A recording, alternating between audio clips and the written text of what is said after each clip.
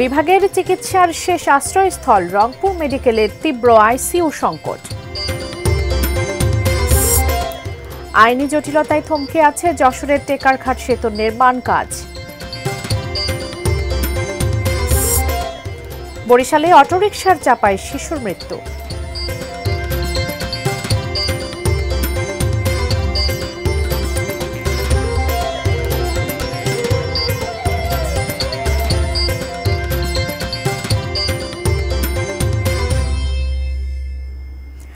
দেখছেন ATN news.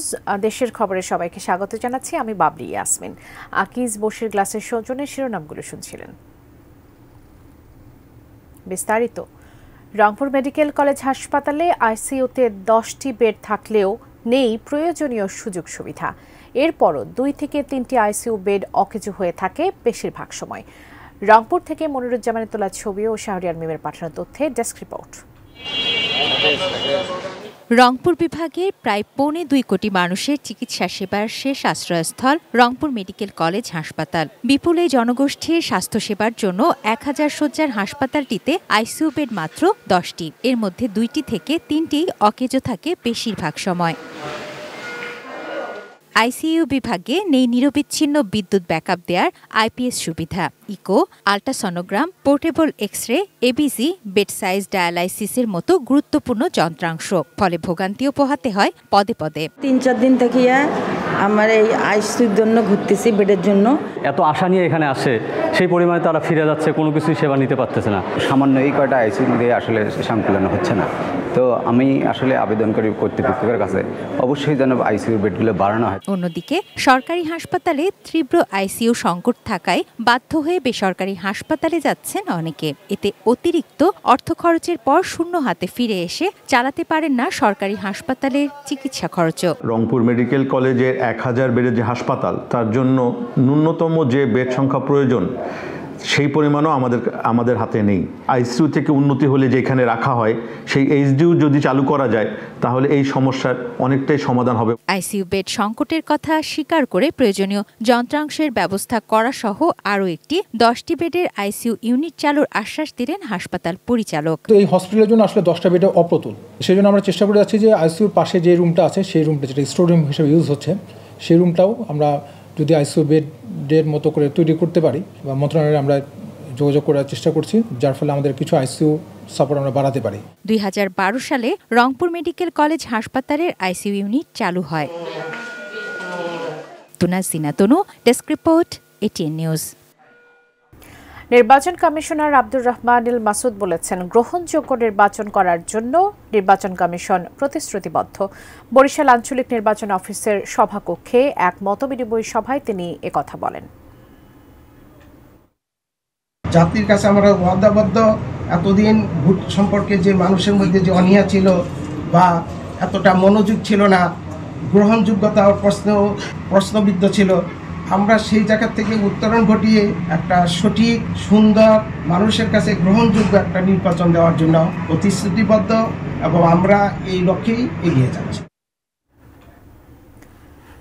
2015 সালে কুমিল্লার 14 গ্রামে হরতাল চলাকালে কাভার্ড ভ্যান ভাঙচুর ও অগ্নিসংযোগের ঘটনায় দায়ের করা নাশকতার মামলা থেকে অব্যাহতি পেয়েছেন বিএনপি চেয়ারপারসন বেগম খালেদা জিয়া।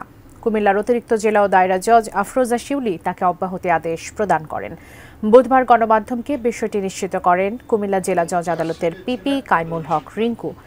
2015 সালের 25শে জানুয়ারি পুলিশ বাদী হয়ে বিশেষ ক্ষমতা আইনে খালেদা জিয়া সহ 32 জনকে আসামি করে 14 গ্রাম থানায় মামলাটি দায়ের করে।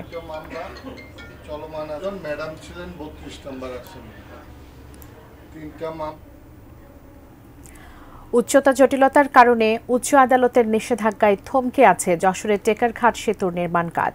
ফলে প্রতিনিয়ত ঝুঁকি নিয়ে চলাচল করতে হচ্ছে অসংখ্য মানুষকে। আইনি জটিলতা অবসানের অপেক্ষায় ভুক্তভোগীরা। যশোর থেকে নজরুল ইসলাম মল্লিকের তথ্য, ছবিতে দেখুন ডেস্ক রিপোর্ট।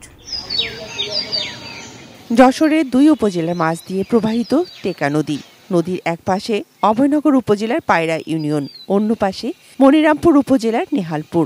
উপজেলা দুটির মধ্যে যোগাযোগ সহজের জন্য 2021 সালের অক্টোবরে নদীতে সেতু নির্মাণের উদ্যোগ নেওয়া হয়।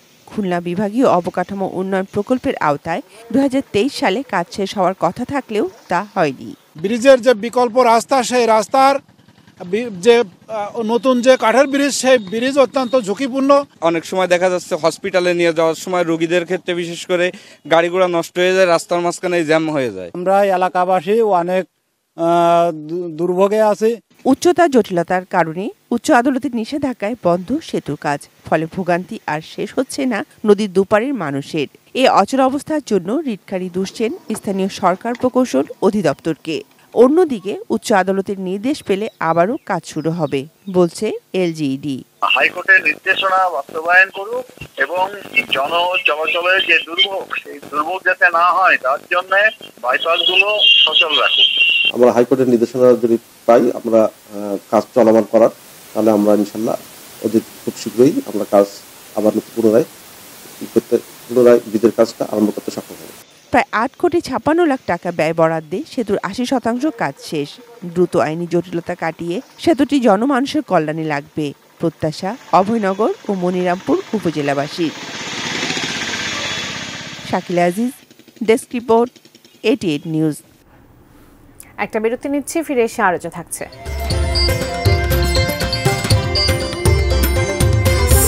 ঠাকুরগাঁওয়ে 5 মাস ধরে বন্ধ সেতু নির্মাণ কাজ, দুর্ভোগে 4 গ্রামের মানুষ।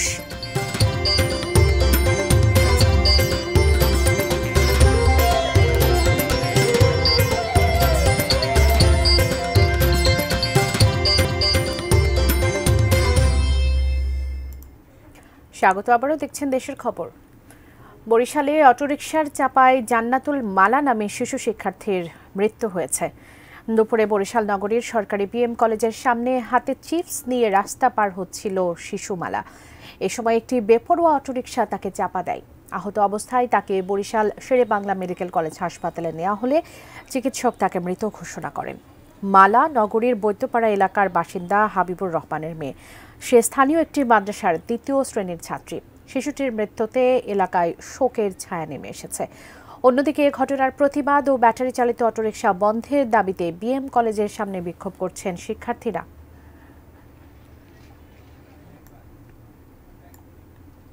হাতিলের সৌজন্যে বাণিজ্য মেলার খবর মেলায় মেলায়।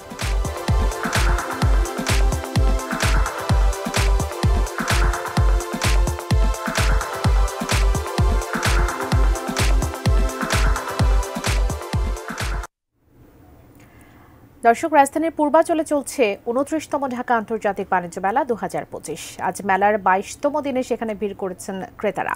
বাণিজ্য মেলার খবর জানাচ্ছেন মাহাদি সেকান্দার। ঢাকা আন্তর্জাতিক বাণিজ্য মেলার 22তম দিনে দুপুরের পর এই মুহূর্তে মেলা প্রাঙ্গণে ক্রেতা দর্শনার্থীর সমাগম কিছুটা বেড়েছে, তবে বেচা বিক্রির যে বিষয়টি সেটি তেমন একটা জমে ওঠেনি। বিক্রেতারা বলছিলেন ক্রেতা দর্শনার্থী যারা স্টলে ঘুরছেন অধিকাংশই দেখে চলে যাচ্ছেন, কেনার প্রবণতাটা কম। এবং গতবারের চেয়ে এবার 22তম দিন পর্যন্ত যে বেচা বিক্রি সেটিও অনেকেই বলছেন যে তুলনামূলক বেচা বিক্রি কম। তবে সব মিলে দুপুরের পর সন্ধ্যার দিকে প্রতিদিনই সাধারণত যারা অফিস থেকে কাজ শেষ করে মেলা প্রাঙ্গণে আসেন সেই ক্রেতা দর্শনার্থীর সংখ্যাটা বাড়তে থাকে, যে কারণে সন্ধ্যার পর বেচা বিক্রি বাড়ে। এবং ক্রেতা যারা আছেন তারা বলছিলেন যে বিভিন্ন নানা পণ্য, বিশেষ করে গৃহস্থলীর পণ্য, ইলেকট্রনিক্স পণ্য, কসমেটিক্স, অলংকারের যে স্টল সমূহ রয়েছে সেসব স্টলে যে সকল পণ্য তার দাম কিছুটা বেশি। এবং যদিও বিক্রেতারা বলছেন যে ক্রেতা দর্শনার্থী টানার জন্য তারা বিভিন্ন পণ্যের উপর ছাড়, ডিসকাউন্ট অফার দিয়ে ক্রেতা দর্শনার্থী টানার চেষ্টা করছেন, তবে ক্রেতারা বলছেন যে বাইরে একই পণ্যের যে দামে পাওয়া যায় তার থেকে কিছুটা দাম মেলার যে সকল স্টল রয়েছে সেখানে বেশি। এই অভিযোগটি প্রতিবারই থাকে এবং এবারও একই অভিযোগ। তবে বিক্রেতা যারা আছেন তারা বলছেন যে তারা ডিসকাউন্ট দিয়ে বরং কম দামে বিক্রি করেন। এটার মিশ্র প্রতিক্রিয়া রয়েছে। তবে যারা ক্রেতা আছেন তারা বলছেন যে মেলা কর্তৃপক্ষ যদি মনিটরিংটা করে দাম নির্ধারণের ক্ষেত্রে, সে জায়গায় তারা কিছুটা স্বস্তি পাবেন। এই ছিল ঢাকা আন্তর্জাতিক বাণিজ্য মেলার 22তম দিনে মেলা প্রাঙ্গণ থেকে সর্বশেষ। ঢাকা আন্তর্জাতিক বাণিজ্য মেলার খবর শুনছিলাম। সময় হলো আরেকটি বিরতি নেবার, ফিরছি একটু পর, সঙ্গে থাকুন।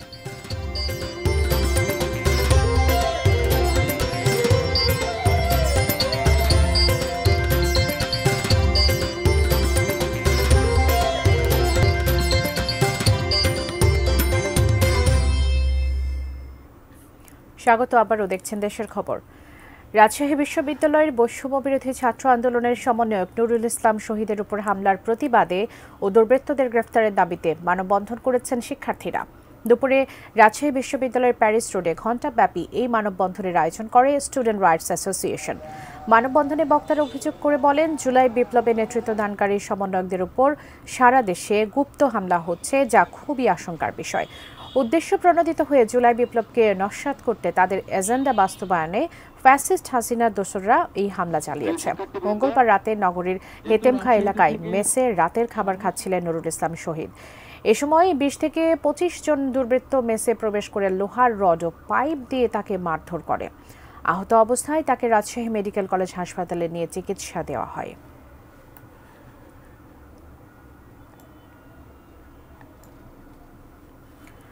ঠাকুরগাঁওয়ে 5 মাস ধরে সেতু নির্মাণ কাজ বন্ধ থাকায় চরম দুর্ভোগে পড়েছেন 4 গ্রামের মানুষ। সেতুর দুপাশে কাঠের তৈরি পারাপারের ব্যবস্থা থাকলেও সেগুলো হয়ে পড়েছে আরও ঝুঁকিপূর্ণ। ফলে প্রতিনিয়ত বিপাকে পড়ছেন এলাকার মানুষ। 2023-24 অর্থ বছরে প্রায় 29 লাখ টাকা ব্যয়ে ঠাকুরগাঁও সদর উপজেলার জগন্নাথপুর ইউনিয়নের সিঙ্গিয়া গ্রামে সেতু নির্মাণ কাজ শুরু হয়, কিন্তু গণ অভ্যুত্থানের পর কাজ বন্ধ রেখে পালিয়ে যায় ঠিকাদার প্রতিষ্ঠান। এতে প্রতিনিয়ত ভোগান্তি পোহাতে হচ্ছে 4 গ্রামের মানুষকে। হেঁটে রাস্তা পারাপার, যানবাহন, কৃষিজমির ফসল, বিভিন্ন পণ্যবাহী গাড়ি চলাচলে ঘটছে নানা বিপত্তি।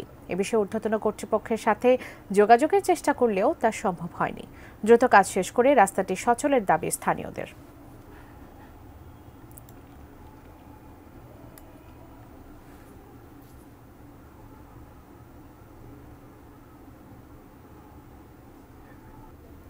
শেষ করব দেশের খবর, তবে তার আগে আকিজ বশির গ্লাসের সৌজন্যে শিরোনামগুলো জানিয়ে দিব আরও একবার।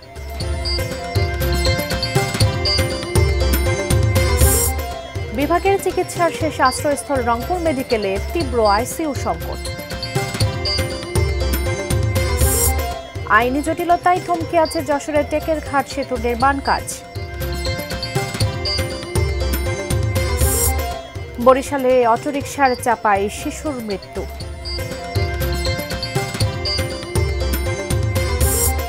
ঠাকুরগাঁওয়ে 5 মাস ধরে বন্ধ সেতু নির্মাণ কাজ, দুর্ভোগে 4 গ্রামের মানুষ।